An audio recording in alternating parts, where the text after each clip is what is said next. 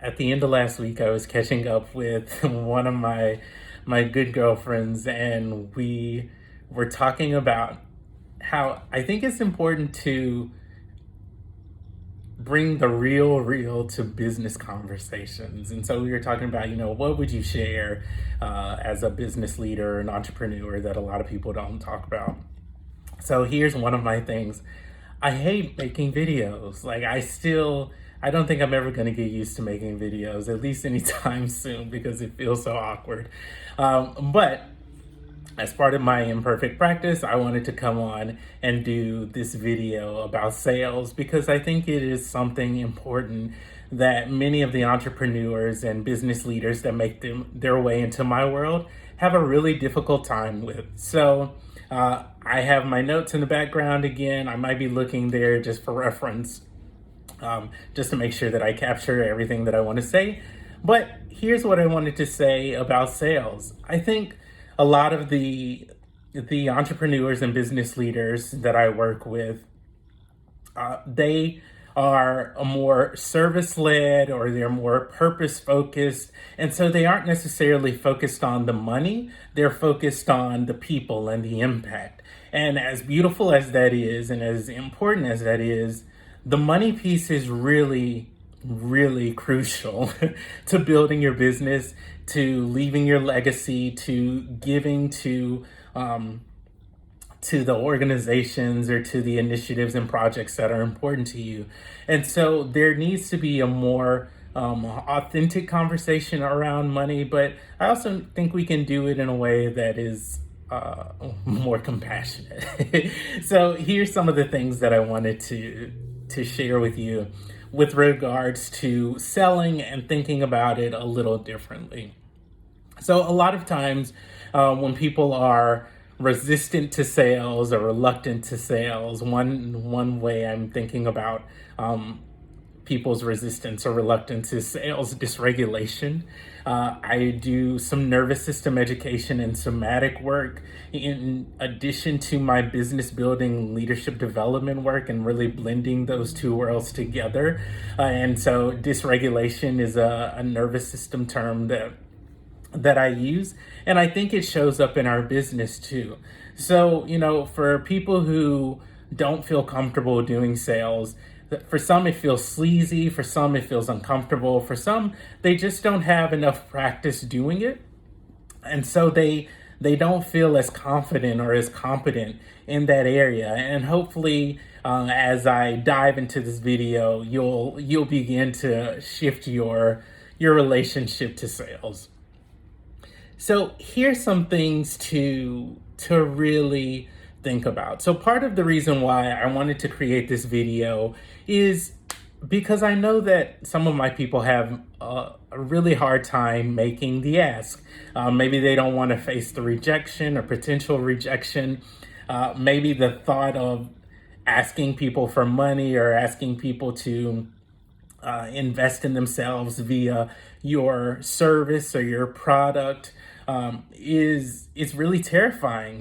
What if you aren't able to deliver on the results you promise, or what if people aren't happy with it? And there's a whole host of reasons. Those are just a few, and so that prevents us from talking about what we do. And the other piece is that I believe that sales can be restorative. I believe it can be soul nourishing. I believe it can be easy. And as you're listening to this and watching this video, you're probably thinking, I've never heard sales and soul nourishing and restorative in the same sentence, much less the same breath.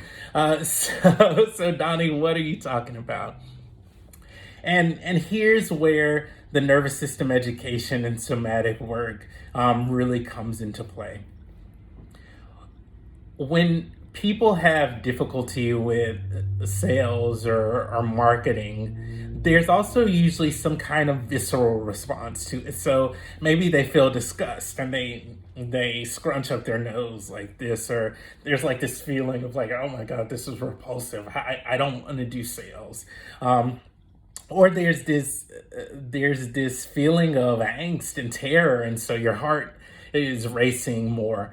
All of this is great information to pay attention to, because your physiology is giving you some signals of, hey, this feels dangerous, I don't feel safe here. And part of what I want people to begin thinking about, or at least I want my community to begin thinking about, is, rather than resisting your physiology and resisting this business building skill that's essential for your growth, how do you lean into it? How do you work with the physiology? How do you work with the nervous system?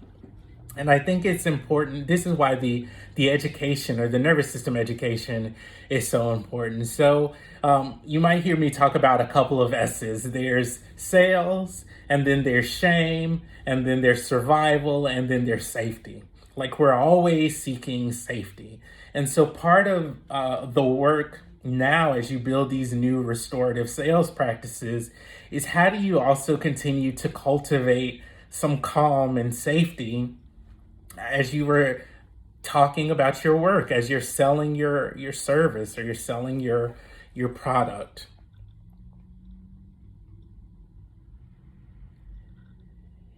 And I'm just scrolling through my notes here, so give me a second. All right, so here are a couple of reasons why people might not feel comfortable when it comes to selling. Maybe they're unclear about their offer. You have ideas about what it is you would provide in your package, or how you would go about helping your clients, but you don't necessarily know all of the little nuances and the steps to help them get from where they are today to that desired outcome. Or maybe you don't like your offer, you don't feel confident about it. I know as I was building my business, and as I've been building my new offerings, it has taken me a while to get clear about, what is it that I'm really providing people, and how do I want to go about helping them, and what are the key pieces that I incorporate in my programs, or that I incorporate in my services, to really help people get to that desired result. And so maybe you need to spend a little more time fleshing out your program and getting clear about what that is.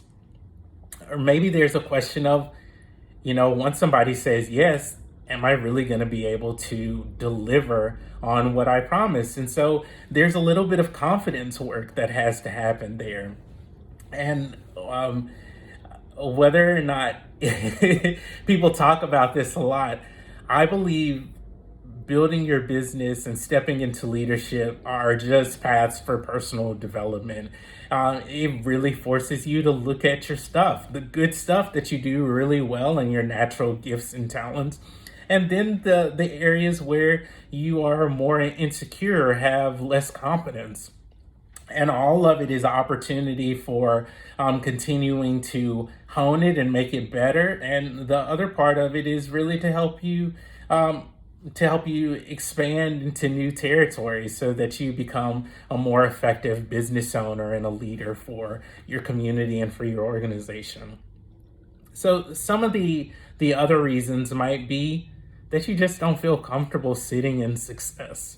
I've had many leaders talk to me about this before, where they say you don't know how to be with success. And one of the things we talk about in the nervous system education work is fleeing from health. Once you begin to bring your nervous system back on board, and you begin to regulate and find your flow, there's this period of time where the things that are really good for you actually scare you, and they don't feel normal, because you've gotten used to to these other ways of doing things, or these other ways of being, that have been connected to your survival and your safety, versus what's actually really healthy and good for you. So sales are good for you. They are good for your business. They really allow you to do more. And so part of what I'm wanting to help you do, and I hope you get an opportunity to do as you begin growing your sales, is really looking at how this is nourishing you, how this is pouring into you, your family, your business, how your services or your products are pouring into your your clients and your prospects' lives as well, and really making a difference for them. And the last piece is you like the idea of business, but you don't really want to have a business.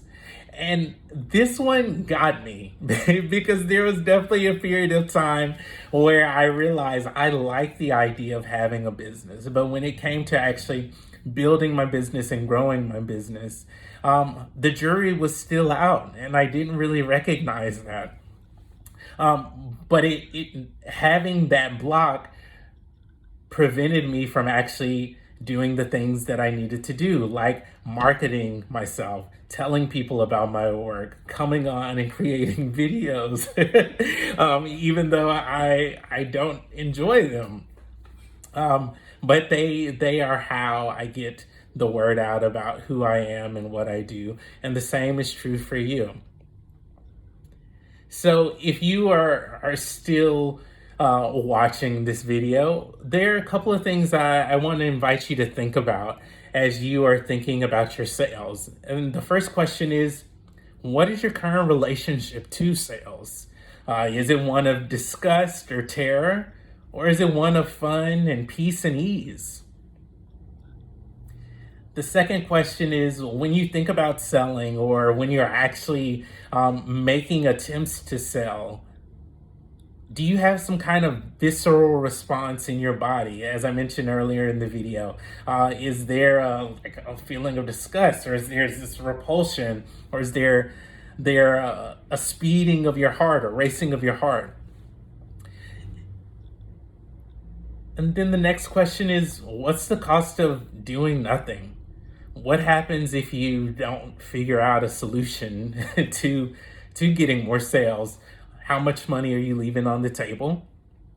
What bills aren't you able to pay if you don't bring in more sales? What are you not able to do for yourself, or what are you not able to do with your family if you don't bring in more sales? And what commitments aren't you able to keep?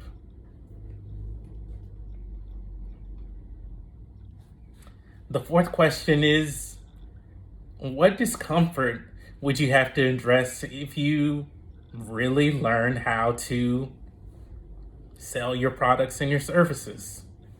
Would you have to face rejection? Would you have to look at potential disappointment?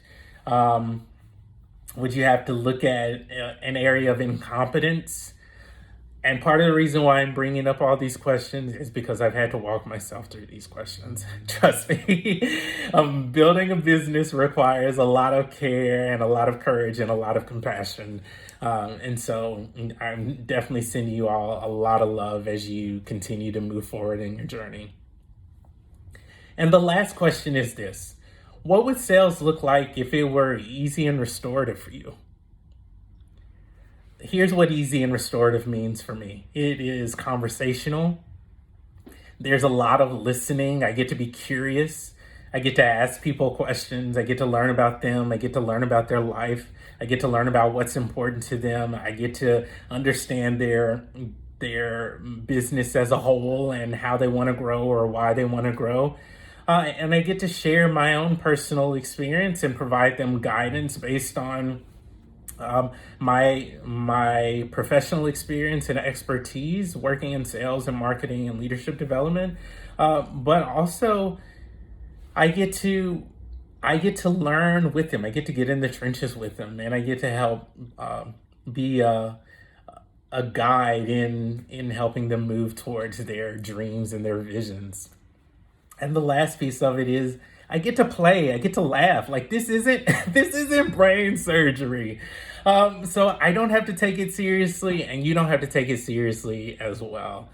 And so I really do believe that sales can be nourishing. I believe that they can pour into you. I believe that they can pour into your clients, but it just requires a different way of working, both with yourself and with the people that you're meant to help. So if you are bound up or feeling agitated or fearful around your sales, or if you find yourself shrinking away from them or just like feeling disgusted by the thought of doing sales and having to hop on sales conversations, if you don't feel confident in your sales skills, like you don't know how to handle objections, or you don't know how to anticipate some of the potential questions that people might ask, or you're just not getting the consistency that you want in your sales efforts and in your business, then I want to invite you to connect with me, and in the comments below, type in sales relief. Again, I want you to type in sales relief if this is something that you're wanting help with. From there, this is what the process will look like. I want to be transparent just so that you know and you get a sense of what the interaction would look like. Either you can send me a direct message if you don't want to type in sales relief in the comments. Or if I see your message in the comments below, then I will send you a message. And before I offer any kind of solution or say, yes, I can help you, I really just want to hop on a 45-minute call with you. I want to learn more about you. I want to know a little bit about what makes you tick, why you're in business. I want to learn more about your business as a whole. What problem are you solving, or what services and products do you provide? Then from there, once I understand a little bit about your business and your sales process, then I can make a more informed decision about whether or not I can help you. And at that point, I'll either share more about some of the ways that I can help you, or I'll say, you know what, I either don't think it's a good fit, or I think you should connect with somebody who specializes in the thing that you are looking for. Or if it's somebody in my world, then I can connect you with somebody that I know that I think might be helpful for you. And then we can go from there. Otherwise, if I can't help you, then I will just say thank you for your time and thank you for your engagement with the video, and we can part as friends. So if this is helpful, again, I want to invite you to type in sales relief in the comments below, or send me a private message that says sales relief, and I'll connect with you there. In the meantime, I hope you have a wonderful rest of your day, and I will talk to you soon. See you later.